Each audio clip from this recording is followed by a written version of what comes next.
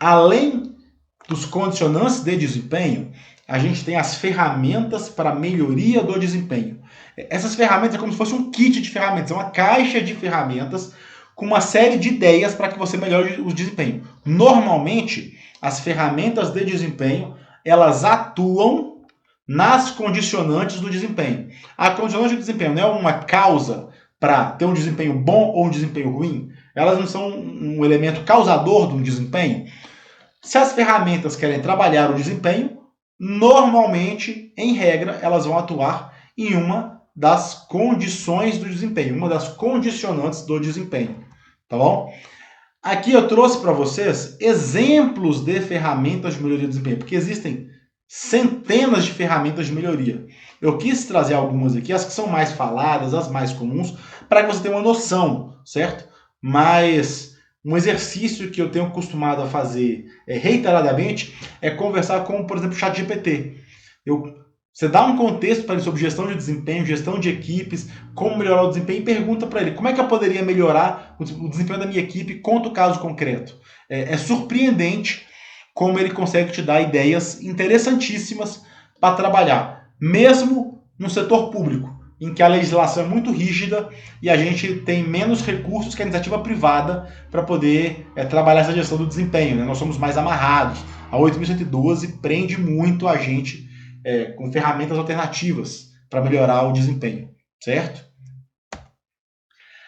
Aqui eu quis categorizar para você em caixas de ferramentas de melhoria, né? Então veja aqui, ó, cada uma é uma caixinha. Eu dei 6 caixinhas. São 6 caixinhas que tem 18 ferramentas, tá bom? Mas é só para fins de categorização e para facilitar a didática da aula, tá bom? Primeira caixinha que é desenho do trabalho. Então o que você pode fazer? O que pode estar impactando o seu trabalho pode ser, por exemplo, o seu processo de trabalho. Você não tem um processo de trabalho bem desenhado, ele tem muitas redundâncias, ele tem muito retrabalho, ele tem muitas ineficiências, e você consegue ajustar o seu processo de trabalho fazendo um redesenho desse processo de trabalho, né? Uma outra ferramenta é a definição de metas claras e alinhadas com os objetivos da sua unidade. Se você não tem meta, você não consegue medir o desempenho. Se você não consegue medir o desempenho, você não consegue melhorar. Então é muito importante ter metas claras. É você ter o feedback, velho. Às vezes, os servidores, eles acham que estão fazendo um bom trabalho, porque eles não têm nem noção do que você espera deles. Você não conversa com a sua equipe, não deixa claro o que você espera de resultado de cada integrante da sua equipe e da sua equipe como um todo, é muito difícil que eles atendam às suas expectativas e que eles atendam às metas, se isso não está claro. Ainda em desenho do trabalho, uma outra ferramenta muito útil, muito interessante, é o enriquecimento de tarefas, né? Às vezes, as pessoas trabalham em tarefas que são muito repetitivas, muito monótonas, muito chatas, ou elas não conseguem enxergar aonde aquela atividade delas se encaixa dentro do macroprocesso de trabalho da organização, da instituição como um todo. Então, você fazer um enriquecimento da tarefa, permitir que a pessoa consiga fazer tarefas mais complexas, mais relevantes, mais alinhadas com o perfil dela, mais desafiadoras, mais estimulantes, é um grande fator de motivação e é um grande fator de melhoria de desempenho no trabalho. Tá? Um outro ponto importante é você ter um processo de gestão do desempenho. Se você não tem um processo de gestão de desempenho que mede o desempenho, avalia, traça metas, traça planos de melhoria de forma sistemática, o desempenho não vai melhorar organicamente e espontaneamente.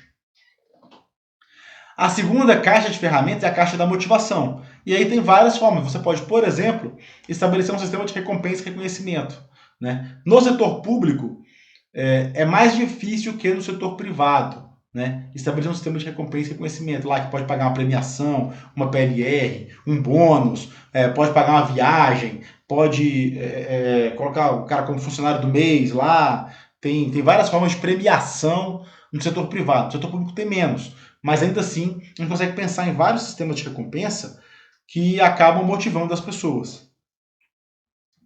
No Senado a gente tem uma agora que foi implementada recentemente, que foi a gratificação de desempenho, né? Que é um primeiro ciclo de implementação e que eu acho que pode vir a ser um fator de motivação relevante no futuro. Fomentar a autonomia e a tomada de decisão. Se a pessoa se sente dona do trabalho e ela consegue decidir as rotas, os rumos do trabalho dela, isso motiva demais a pessoa. Né? É muito diferente dela ter que seguir ordens constantemente, ela não ter poder de decisão nenhum, de arbítrio nenhum dentro do trabalho dela. Então, você ter clareza do que você pode delegar para a sua equipe e dar um poder de decisão limitado para que ele possa, dentro daquela esfera delegada, agir da forma como ele acha mais razoável, mais conveniente, motiva muito a equipe. Facilitar o trabalho em equipe, trabalho em colaboração também motiva. Você garantir equidade, justiça no trabalho, cara, isso é importantíssimo, importantíssimo. Né? Quando eu fui chefe de gabinete de ministro lá no TST, eu tinha reclamação de trabalho desigual.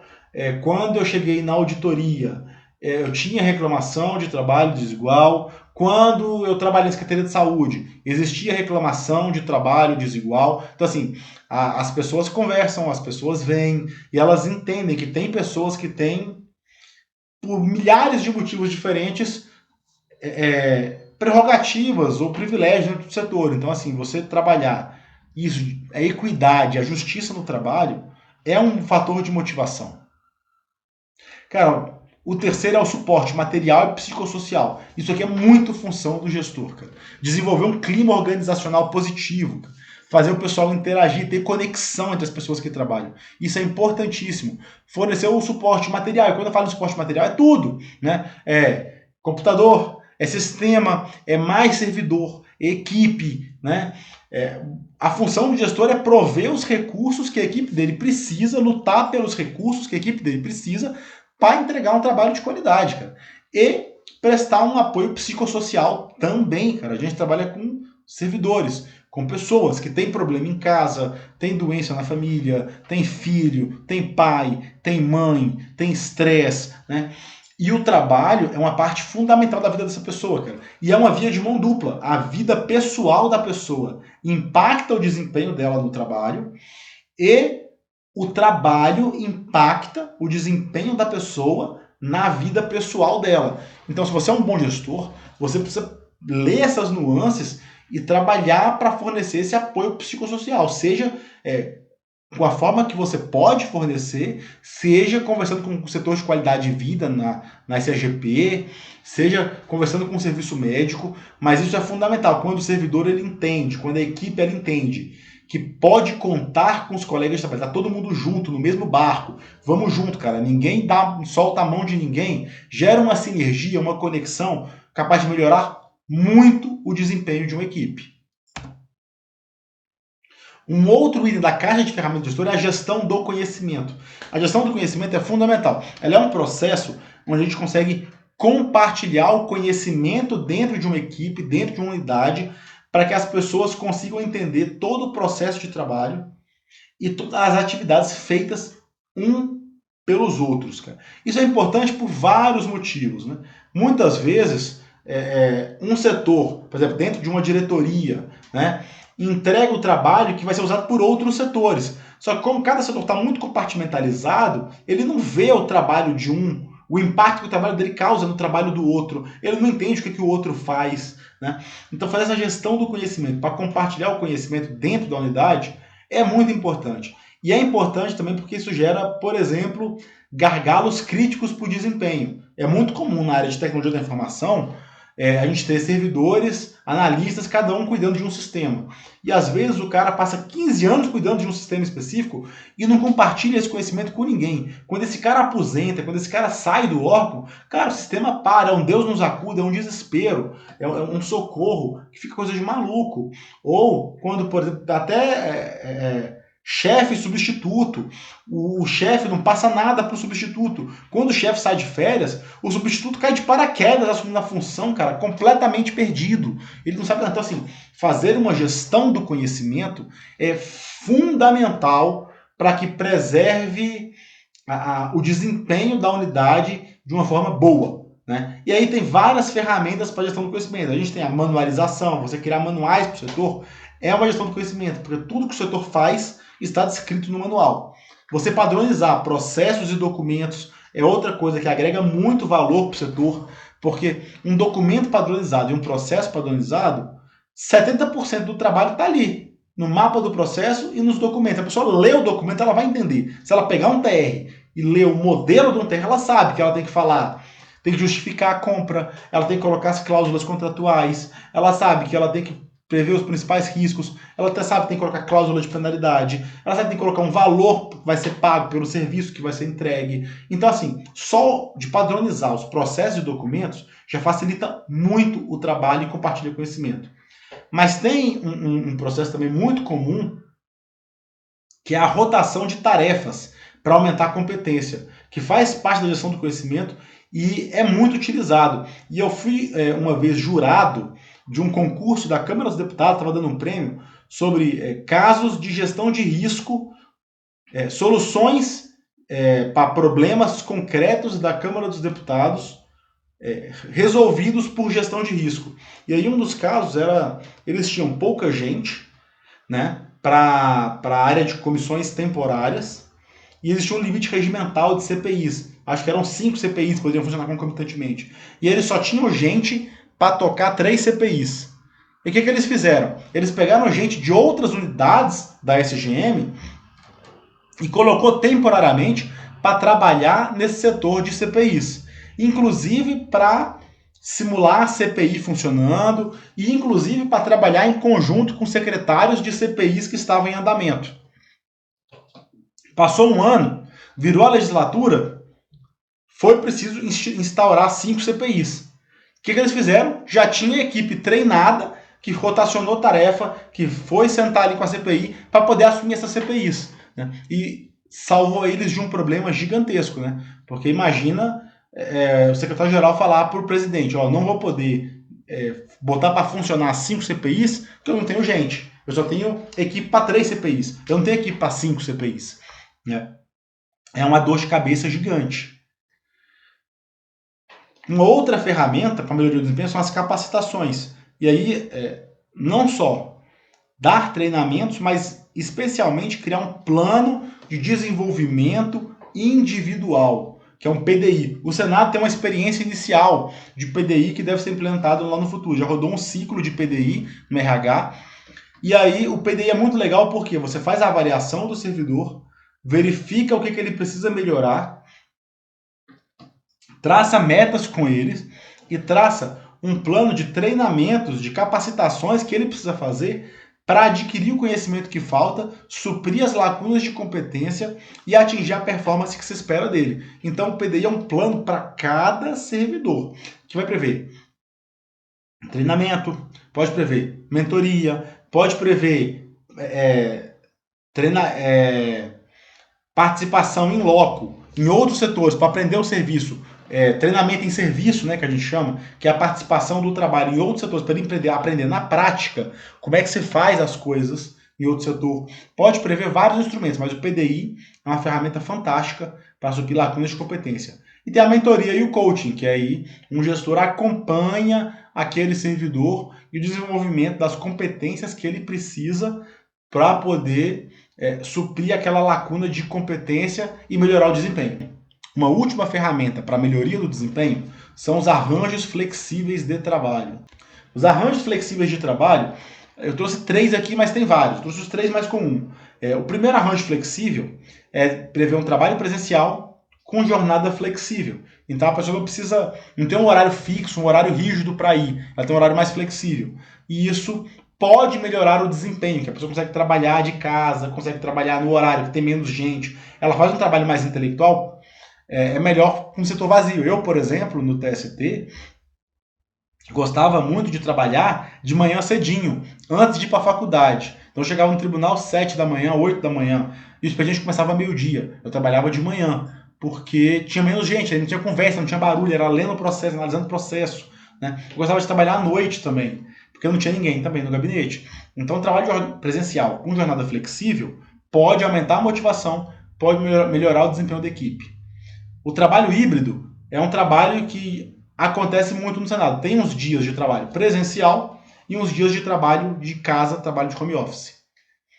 O trabalho remoto é um trabalho que a pessoa faz todo de home office. É mais difícil emplacar no serviço público e, pelo menos, no setor privado, durante a pandemia, todo mundo trabalhou de home office porque não tinha outra opção. Mas já está tendo um movimento de redução de trabalho 100% home office, né? De uma migração para trabalho híbrido e algumas empresas até migrando mesmo para o trabalho 100% presencial. Assim, o Zoom, por exemplo, que é até engraçado, que é a empresa que forneceu a ferramenta da pandemia para reuniões e tal, o Zoom voltou para trabalho 100% presencial. A Amazon, semana passada, voltou para trabalho 100% presencial. O Google para trabalho híbrido. A Meta, Facebook para trabalho híbrido.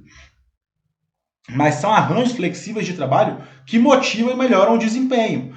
Porque, por exemplo, para mim, um trabalho híbrido ou até 100% remoto é fundamental para conciliar minha vida pessoal com o trabalho. E se eu consigo conciliar minha vida pessoal com o trabalho, eu consigo entregar um desempenho muito melhor no trabalho. E eu vou fazer questão de entregar um desempenho excelente, bater todas as metas para manter esse trabalho híbrido, esse trabalho remoto, porque para mim ele é muito importante, né?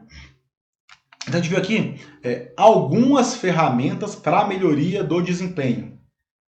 E aí a gente chega no final da aula, que é o ciclo da gestão do desempenho como um todo, que vai concatenar tudo que a gente viu, desde o começo da aula, desde o comecinho da aula até o final. Então vai concatenar o que é a gestão do desempenho, vai concatenar traçar metas, identificar problemas, executar estratégias de melhoria, vai concatenar medição do desempenho como processo, como resultado, vai concatenar os indicadores, vai concatenar as condicionantes do desempenho e vai concatenar as ferramentas de melhoria.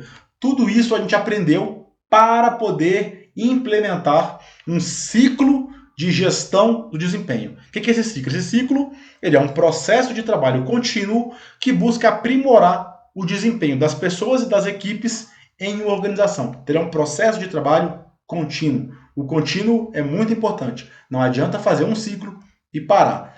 O ciclo ele tem 4 etapas fundamentais. A primeira etapa do ciclo de gestão de desempenho é você fazer um diagnóstico inicial. Toda vez que você assumir um setor, você mudou de setor, o seu setor está com um desempenho que não está legal, a primeira coisa que você vai fazer é um diagnóstico inicial do desempenho. Essa avaliação inicial do desempenho serve por um motivo específico, para você traçar uma linha base da situação atual. Porque como é que você vai saber se você está melhorando seu desempenho se você não sabe como você começou? Então esse diagnóstico inicial serve para traçar a linha base de desempenho. Então, por exemplo, você assumiu um setor da advocacia que tem que apresentar recursos nos tribunais. E você viu que você está perdendo os prazos. E você viu que a cada 10 processos, 3 você perde o prazo. Esse é o diagnóstico inicial. Então você já sabe. A cada 10, 3 você perde o prazo. Você tem 30% de perda de prazo. E aí você, com isso em mente, você vai passar para a segunda fase. Que, com o diagnóstico inicialmente, você vai passar para a segunda fase, que é traçar um plano de melhoria de performance. E aí, nesse plano, você vai traçar meta de desempenho. Nesse meu exemplo da advocacia, a meta é: eu não quero perder nenhum prazo. Eu não aceito perda de prazo. 0% de perda de prazo em recurso. Essa é a minha meta. Você vai traçar um padrão de desempenho e uma meta de acordo com a sua estratégia. Depois, você vai distribuir o trabalho e os recursos para cumprir essa meta. Você vai falar, olha, fulaninho A, ele vai monitorar a meta, fulaninho B, ele vai cuidar de todos os prazos, e os fulaninhos C, D, E, F, G vai fazer os recursos e vai protocolar, tá bom? Eu quero um relatório semanal disso aí. Para que vocês consigam cumprir essas metas, eu vou permitir uma jornada híbrida. Então você pode trabalhar do Senado, pode trabalhar de casa. Então você vai traçar um plano de melhoria de performance. Você vai identificar as condicionantes de desempenho que geram um atraso no prazo. Pode, por exemplo, ter muito processo para pouco advogado. Então você vai falar, cara, eu preciso fazer um concurso para colocar advogado, eu preciso ter um sistema para poder gerar o desempenho, e eu preciso ter um processo de trabalho bem definido. Esses são os meus condicionantes do desempenho. Aí você vai traçar uma estratégia para melhorar o desempenho. E você também vai pensar nesse plano como você vai acompanhar o desempenho. É um sistema de apoio para o acompanhamento. Esse sistema ele pode ser um aplicativo, mas ele pode ser uma planilha do Excel, ele pode ser uma agenda de papel que você coloca lá, que a cada 10 dias você vai mandar um e-mail cobrando o desempenho das pessoas. mas tem que ter um sistema. E quando eu falo um sistema, é um processo de trabalho periódico de acompanhamento do desempenho. Então você fez o diagnóstico inicial, depois você vai traçar as metas de desempenho, depois você vai identificar os condicionantes de desempenho que estão atrapalhando, depois você vai traçar um plano de melhoria do desempenho, com as ferramentas de melhoria do desempenho, e você vai prever como você vai acompanhar esse desempenho. Você tem o diagnóstico inicial, tem o plano de melhoria, você vai monitorar a execução do plano. Aí você vai, depende do caso, você pode monitorar quinzenalmente, mensalmente, bimestralmente, depende do tamanho do problema que você está enfrentando de desempenho na sua equipe. Mas você vai monitorar periodicamente. E vai dar feedback contínuo. Esse feedback aqui é diferente do feedback da avaliação. Esse feedback é um acompanhamento. A cada vez que você acompanha o desempenho, você vai ver o que está acontecendo e você vai falar, olha, o desempenho está ok, o desempenho não está ok, a gente precisa melhorar, porque senão a gente não vai bater a meta lá no final. Fez o diagnóstico inicial, traçou o plano de melhoria, monitorou a execução do plano, no final do ciclo de avaliação, que normalmente é de 1 ano, você vai fazer uma avaliação final do desempenho. E você vai ver o que foi o esperado e o obtido. Então você vai ver, cara, qual que era a minha meta? Minha meta era ter 0 processos fora do prazo. Todos os recursos vão ser protocolados no prazo. Isso era o esperado. Qual foi o obtido? Eu perdi o prazo em 18% dos processos. Melhorei do meu diagnóstico inicial? Melhorei. Era 30% de perda. Agora é 18% de perda. Tá atingindo a minha meta? Não. Então vou dar um feedback para a equipe, vou sentar com a equipe, vou elaborar um novo plano de melhoria em conjunto com a equipe para iniciar um novo ciclo de gestão de desempenho.